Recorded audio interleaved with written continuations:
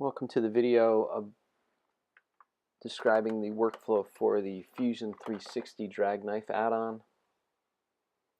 We're going to go ahead and go through the workflow to generate some drag knife toolpaths using the add-on. And we're going to go ahead and start with a new model. We're going to sketch some text.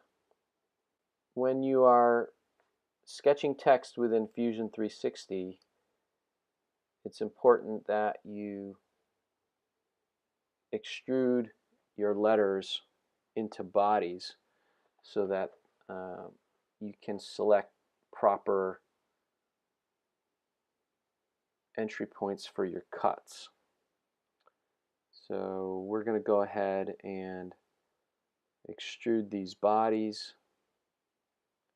So we're going to press pull to 1.4 millimeters, which is a common thickness of some material I use.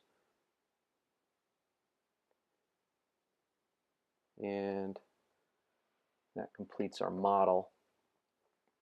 And we're going to move over to the manufacturer workspace and select a 2D contour toolpath. And we're going to go ahead and go through the tabs. Okay, we're going to use the drag knife tool that I've already created. You can use, for the most part, any flat end mill, because we are going to ask that flat end mill to move along the center of the tool path without any side compensation. Okay, spindle speed, we're going to disable the flood. Spindle speed should be, it can be anything.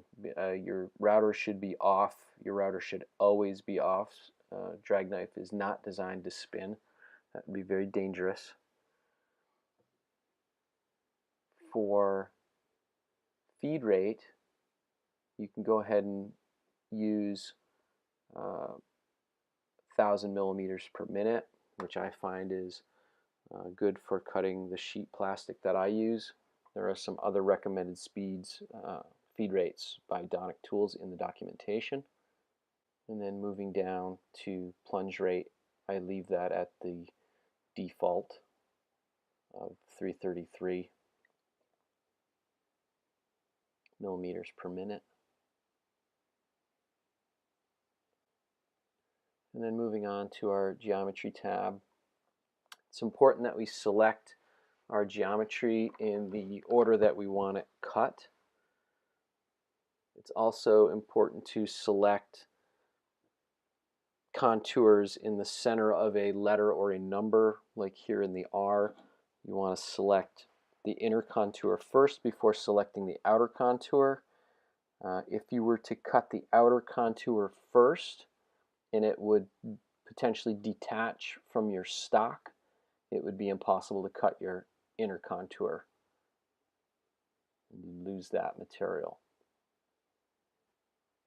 So now we're going to go ahead and select our geometry.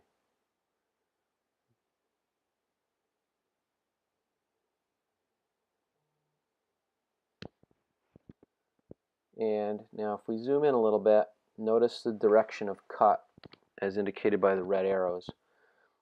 Fusion will sometimes do this, okay, and it's very important that with a drag knife all of your directions of cut are in the same direction. Okay, if they're not, that could cause damage to your blade, your drag knife, your CNC, or yourself. So make sure those are all facing the same direction. And so now if we take a look, all of our directions of cut are facing to the right in the clockwise direction.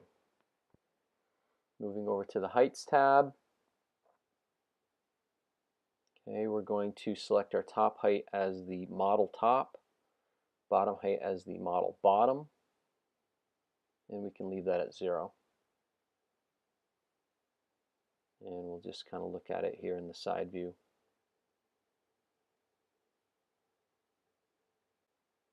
Moving over to the passes tab.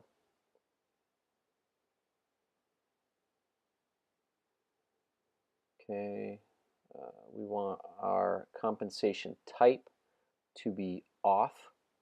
This will create our tool path along the center of the contour without any side compensation. Compensation radius can be set at 0, and minimum cutting radius can be set at 0. The rest of these, except for preserve order, can remain unchecked. Okay, we'll come back and talk about multiple depths a little bit later. This add-on is able to handle multiple depths. And moving over to the linking tab,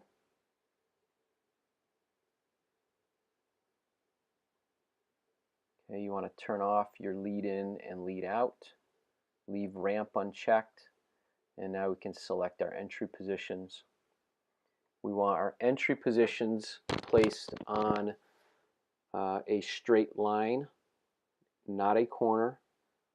We want our cut to begin on a straight line and end on a straight line. This will give us a better overall finished product than beginning and ending at a corner.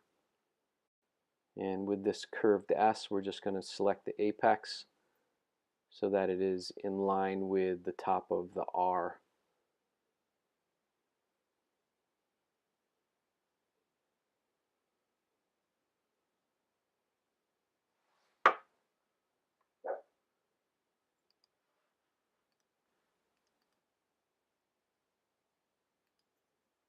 Okay, so now we're going to go ahead and edit our stock. We want to make sure there's no extra stock on the top. We'll make that offset 0.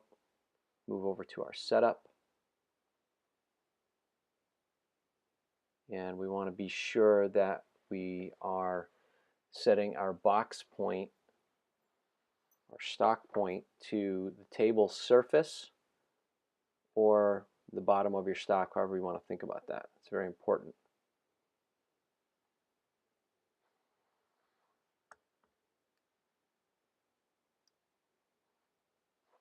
Okay, I like to use the center point here. Some others like to use the corner. And we're just going to select our model and click OK. We're going to regenerate our toolpath. And now we're ready to post-process. We're going to name this something that we can remember here, so we're going to go with WRS drag knife. And click OK.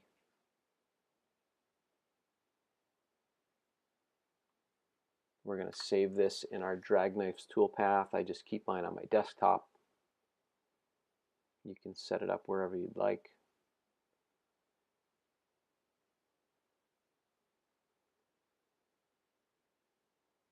Okay, WRS drag test 1 is our file that we want. And now we're ready to open the drag knife add-on in the Actions tab. Okay, so we can go ahead and select our file. Drag knife test 1 is our file. Double click that. Okay, and then we can enter our blade offset. I know for my knife right now that and this knife blade that I'm using is 4.15 millimeters.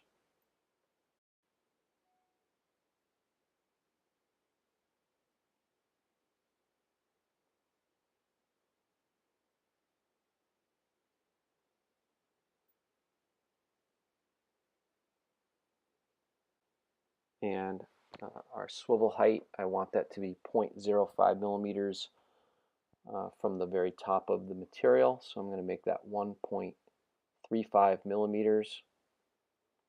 Our material thickness is 1.4.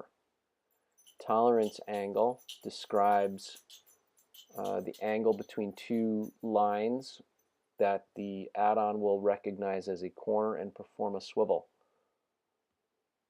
You can leave this set at 20 or you can alter it as needed. 20 is the angle that was defaulted into the original Donek Tools Excel program. And we can come down and select OK. Okay, our file was written, and we can check our toolpath now using the NC Viewer in the Manage tab. We can expand that window, open our file, and now we're looking for the file with the underscore drag knife extension, and we can select that file.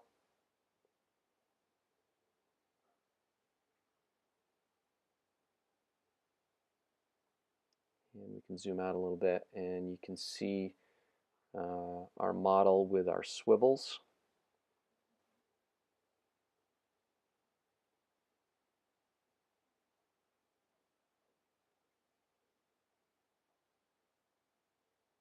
Okay, and if we look in the code here, you can see right there 1.35 is our swivel height, and then it would swivel around that, and then it would plunge back down to 0 and move on to the next cut.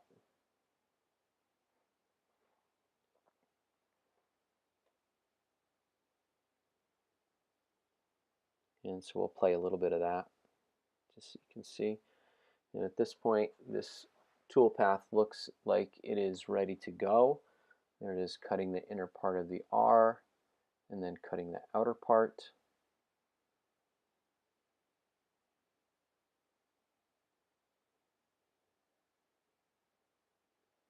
Okay, and we can kind of stop that there.